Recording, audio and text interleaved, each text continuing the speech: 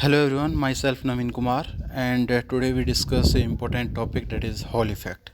This is an experiment topic which is important for BSc as well as MSc students. Okay, so before the discussing about the complete experiment, first I tell you about the Hall effect. What do you mean by the Hall effect? Actually, Hall effect is the process of production of the potential difference in a current carrying semiconductor or a metal when it plays perpendicular to a constant magnetic field. समझिए इस बात को। Actually whole effect है क्या? Whole effect एक process है जिसके अंदर पोटेंशियल डिफरेंस या वोल्टेज प्रोड्यूस होती है। ठीक है, कब प्रोड्यूस होती है? जब उस करंट कैरिंग सेमीकंडक्टर या मेटल को हम एक कांस्टेंट मैग्नेटिक फील्ड के अंदर रख देते हैं। उस समय एक पोटेंशियल डिफरेंस अराइज होता है, एक वोल्टेज अराइज होती है। उस वोल्टेज को हम क्या कहते हैं? Whole voltage. इस फिनोमेना को पूरे को हम क्या कहते हैं? Hall effect. इस एक्सपेरिमेंट के बेसिकली 3 एम हैं। इस एक्सपेरिमेंट में हम ये आइडेंटिफाई करेंगे कि आप जो सेमीकंडक्टर यूज़ कर रहे हो वो किस टाइप का सेमीकंडक्टर है।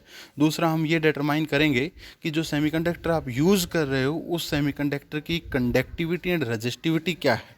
और तीसरा, हम ये कैलकुलेट करेंगे कि इस सेमीकंडक्टर के अंदर जो चार्ज कैरियर हैं उन चार्ज कैरियर की मोबाइलिटी क्या है। तो बेसिकली ये 3 जो हैं इस एक्सपेरिमेंट के एम हैं जिनको हम एक्सप्लेन करेंगे। ओके, तो एक्चुअली अगर आपको ये इसकी डेफिनेशन समझ में आ गई होल इफेक्ट की, देन एक्सपेरिमेंट बहुत आसान है। एक्सपेरिमेंट का एम एक बार अच्छे से एक बार होल इफेक्ट की डेफिनेशन को दोबारा देखिएगा। The production of the potential difference या voltage in a constant in a current carrying semiconductor or metal when it plays perpendicular to the constant magnetic field। Okay, तो इस एक्सपेरिमेंट के अंदर हमें पोटेंशियल डिफरेंस या वोल्टेज को produce होते दिखाना है। वो कब प्रोड्यूस होगी? जब एक करंट कैरिंग सेमीकंडक्टर देखो यहाँ पर करंट कैरिंग सेमीकंडक्टर को प्लेस करते हैं किसमें? Constant magnetic field. तो ये कैसे होता है, इसको आप एक बार थ्योरेटिकली एक्सप्लेन करने की कोशिश मैं करता हूँ। ओके, तो इसको मैं थ्योरेटिकल एक्सप्लेन करता हूँ कि ये प्रोसेस होता कैसे है। देखिएगा ज़रा। सपोज करो ये मैंने इसको एक्सप्लेन किया। ये मेरे पास एक सेमीकंडक्टर मैंने लिया, ये बॉक्स जो दिख रहा है ये सपोज करो आपके पास एक सेमीकंडक्टर है। और अब सेमीकंडक्टर मैंने कैसा लिया था? एक करंट कैरिंग सेमीकंडक्टर। तो करंट को अगर कैरी करवाना है तो इसका मतलब उसके अंदर चार्ज कैरियर को फ्लो करवाना पड़ेगा। अब मैंने इसमें एक पोटेंशियल डिफरेंस लगा दिया। ठीक है, इस पोटेंशियल डिफरेंस से जो इलेक्ट्रॉन होंगे, देखो ये जो नेगेटिव चार्ज है, जो बैटरी का नेगेटिव टर्मिनल है, उससे जो इलेक्ट्रॉन्स हैं वो इससे दूर जाएंगे। तो अगर इलेक्ट्रॉन फ्लो कर रहे हैं इसका मतलब क्या हो रहा है? करंट फ्लो कर रहा है। तो सबसे पहले तो जो एक डेफिनेशन के अंदर जो चीज़ आई थी, एक करंट कैरिंग सेमीकंडक्टर, तो उस करंट कैरिंग सेमीकंडक्टर को कैसे बनाएं? तो वो मैंने बना दिया। एक सेमीकंडक्टर को लिया और उसके एक बैटरी लगा दी, एक वोल्टेज लगा दी, उससे इलेक्ट्रॉन फ्लो करने लग गए, उससे हम कह देंगे एक करंट कैरिंग बन चुका है। ओके, नाउ उसके बाद मैंने क्या कहा था कि एक current carrying material place in A constant magnetic field. अब जो कांस्टेंट मैग्नेटिक फील्ड होगी, एक सबसे इम्पोर्टेंट बात है कि वो मैग्नेटिक फील्ड हमें परपेंडिकुलर रखनी है करंट कैरिंग। देखो इलेक्ट्रॉन्स का जो मोशन था वो इस डायरेक्शन में था। सपोज करो जो इलेक्ट्रॉन्स का मोशन था वो अलोंग एक्स एक्सिस था। ओके, तो मैंने क्या किया? अलोंग वाई एक्सिस, ये एक्सिस कौन सी ले ली? Y axis. इस वाई एक्सिस पर मैग्नेटिक फील्ड लगा दी। अब मैग्नेटिक फील्ड कैसे लगती है भाई? ऊपर मैंने नॉर्थ पोल ले लिया, नीचे मैंने साउथ पोल ले लिया, तो नॉर्थ से साउथ की तरफ आपकी क्या हो गई? आपकी मैग्नेटिक फील्ड प्रोड्यूस हो गई। तो जैसे ही आप मैग्नेटिक फील्ड को लगाओगे, मैग्नेटिक फील्ड को लगाते ही क्या होता है? मैग्नेटिक फोर्स लगने लगता है। और मैग्नेटिक फोर्स का फार्मूला क्या होता है? Q v cross B. अब क्यू क्या है? इलेक्ट्रॉन। इलेक्ट्रॉन पे चार्ज कितना आ गया? Minus e. ठीक है, जो वी है, इलेक्ट्रॉन मूव किधर कर रहे थे? अलोंग एक्स एक्सिस, तो वो क्या हो गया? V i cap cross B. Magnetic field किधर लगाइए? Along z, along Y axis, तो क्या हो गया? B j cap. तो इसको जब हम कैलकुलेट करेंगे, आई क्रॉस जे करेंगे तो के आएगा, और बाहर साइन कैसा है? माइनस का। तो आपका मैग्नेटिक फोर्स आ गया माइनस ई वी बी के कैप। या आप कह सकते हो कि एक मैग्नेटिक फोर्स लगा इलेक्ट्रॉन पर, किधर, -k। अब बताओ -k का मतलब क्या होता है, जेड एक्सिस। जेड भी कौन सा, नेगेटिव जेड एक्सिस। अब देखो, अगर ये एक्स एक्सिस है, अगर ये हमारी एक्स एक्सिस है, एक मिनट रुको,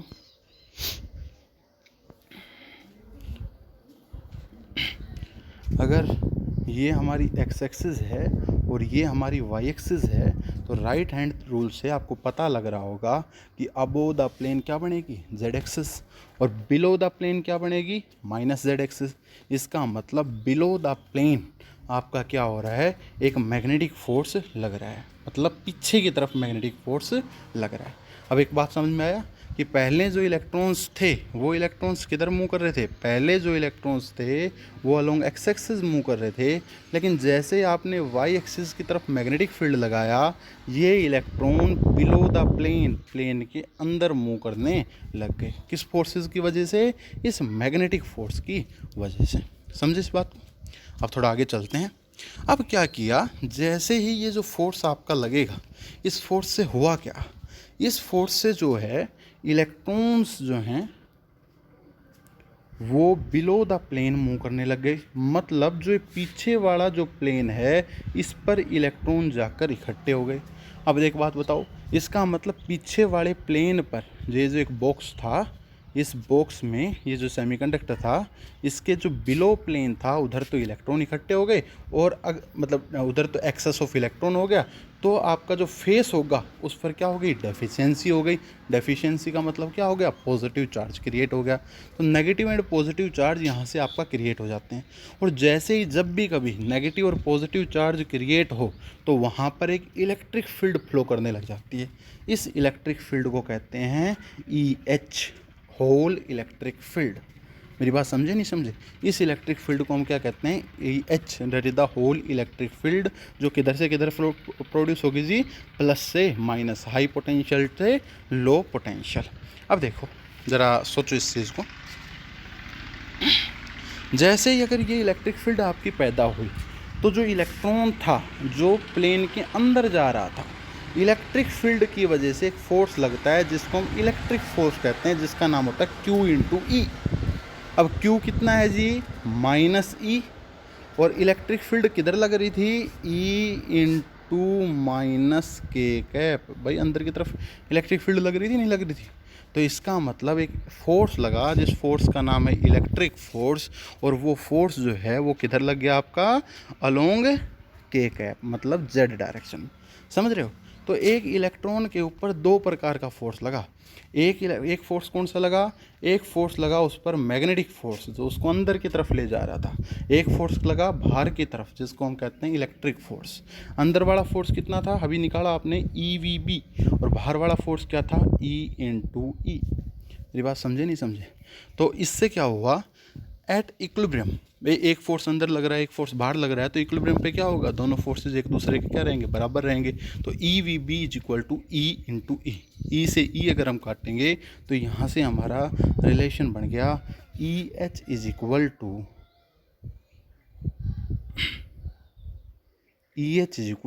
VP, Hall electric field =VP। Actually ये जो इलेक्ट्रिक फील्ड प्रोड्यूस हुई है वो इस फिनोमेना के कारण हुई है कि जब आपने एक करंट कैरिंग सब्सटेंस को प्लेस कर दिया कांस्टेंट मैग्नेटिक फील्ड के अंदर।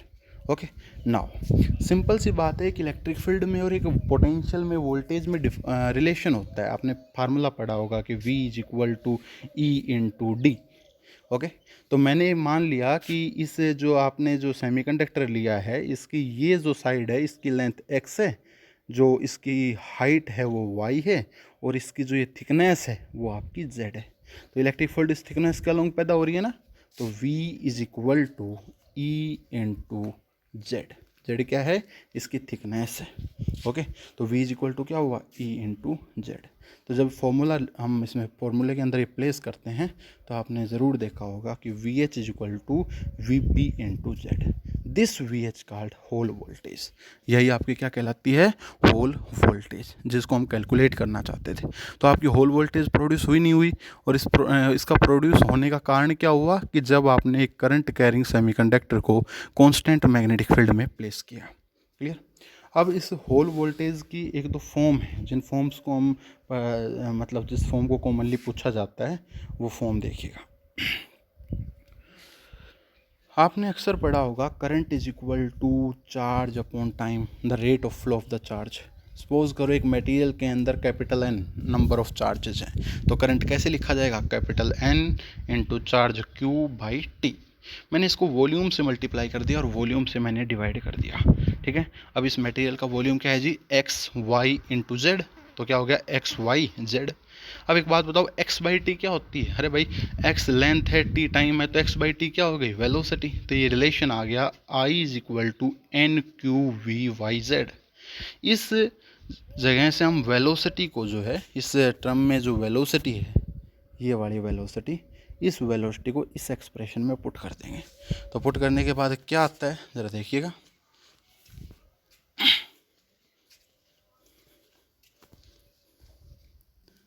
तो जैसे आप इसमें पुट करोगे तो आपका वी एच आया, velocity I upon N Q Y Z, और यहाँ से वी एच आया I into B into N Q Y.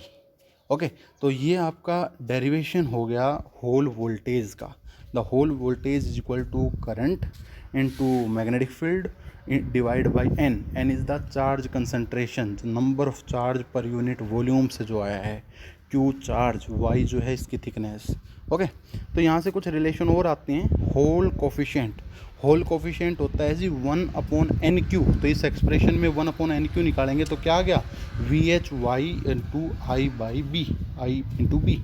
Okay, charge concentration, यहाँ से n निकाल दो, n क्या हो गया 1/r क्यू। एक बार होल कोफिशिएंट आ गया तो चार्ज कंसंट्रेशन आ जाएगी। चार्ज मोबाइलिटी जो क्या होगी, होल कोफिशिएंट इंटू कंडक्टिविटी। तो ये सारी की सारी चीज़ें जो हैं आपकी कैलकुलेट हो जाएंगी इस डेरिवेशन से, ठीक है। तो ये आपका डेरिवेशन था, ये आपका एक्सपेरिमेंट था। अब इस एक्सपेरिमेंट को कैसे हम परफॉर्म करते हैं उसको थोड़ा देखते हैं।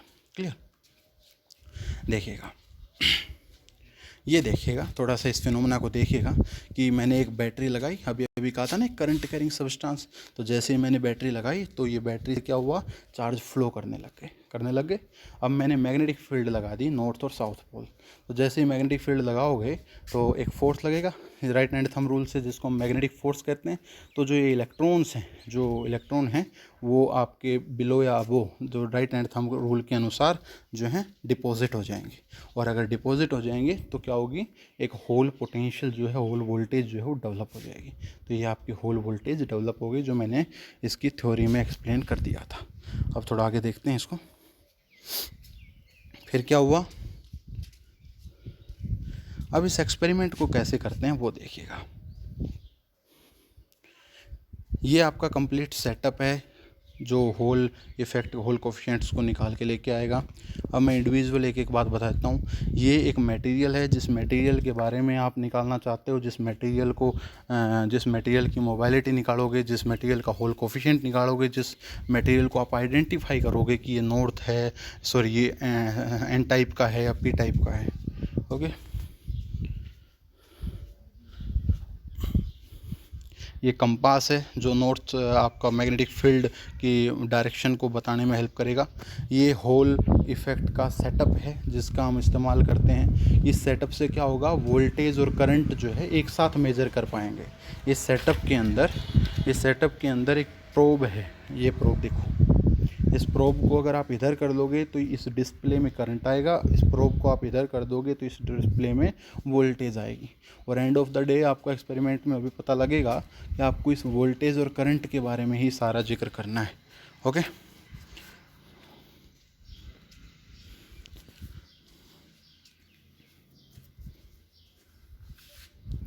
ये आपकी, मैंने कहा ना कि उसको एक मैग्नेटिक फील्ड में रखना है।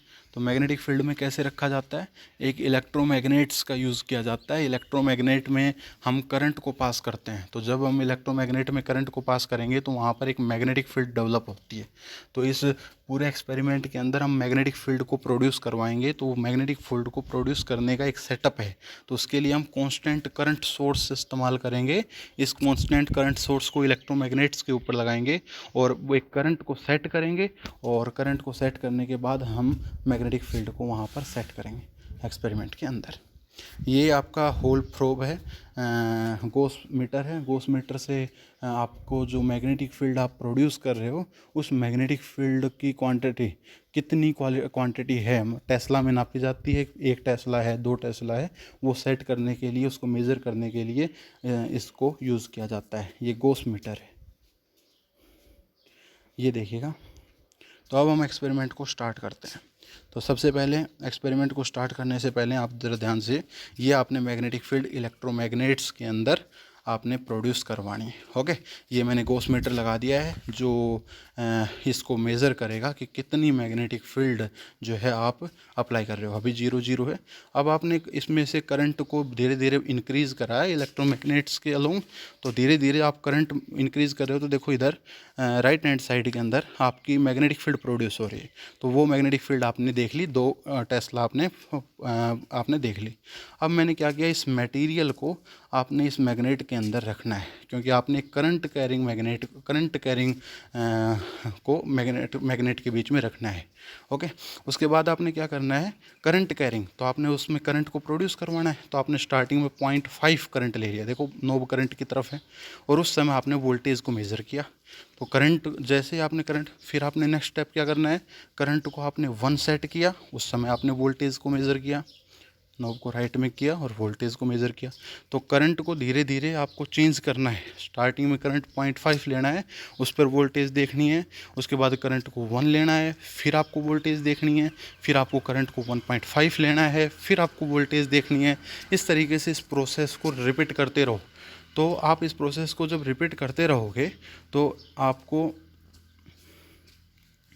जैसे इस प्रोसेस को रिपीट करोगे तो आपको एक टेबल मिलेगी, ठीक है, एक ग्राफ मिलेगा किस किस के बीच में, करंट और वोल्टेज के बीच में, और वहाँ से करंट और वोल्टेज के ग्राफ से आपको स्लोप निकालना है। ओके, स्लोप निकाल लेना है। अब आपने फॉर्मूला अभी ड्राइव किया था कि the whole voltage is equal to RH into I into B/D, ठीक है। तो मैंने बता रखा है, आपने मैग्नेटिक फील्ड को कितना सेट कर लिया, ये देखो 2000 गोस आपने मैग्नेटिक फील्ड को सेट कर लिया। दूसरा आपने VH और I ग्राफ से स्लोप निकाला, और वो जो स्लोप होता है वो किसके बराबर होता है, RH B/D के बराबर होता है, ठीक है। आपने जो करंट है वो फिक्स कर रखा था, जो करंट है उसकी, और उस ग्राफ से आपने ये चीज़ें मेज़र की हैं। तो आपने यहाँ से कैलकुलेशन करनी है, वोल्टेज को, करंट को, और सभी का एक ग्राफ बनाना है, और इसके अकॉर्डिंग उसकी कैलकुलेशन करनी है, और ये एक्सपेरिमेंट आपका इसी तरीके से हो जाएगा। अब इसमें सिंपल सी बात है जो मैं बताना चाह रहा हूँ। हाँ, तो सिंपल सी बात है, डेफिनेशन को क्लियर होनी चाहिए कि होल इफेक्ट की डेफिनेशन क्या है। होल इफेक्ट में जस्ट मैग्नेटिक फील्ड लगाई जाती है करंट कैरिंग सेमीकंडक्टर में, और उसमें फिर वोल्टेज डेवलप होती है। तो जो वोल्टेज डेवलप हो रही है उस वोल्टेज को हम कैलकुलेट करके लेके आएंगे, जिसका नाम है होल वोल्टेज। उस होल वोल्टेज से हम होल कोफिशिएंट्स निकालेंगे, उससे हम इस किस टाइप का सेमीकंडक्टर है वो बताएंगे, इससे हम उसकी मोबाइलिटी बताएंगे। वो सारी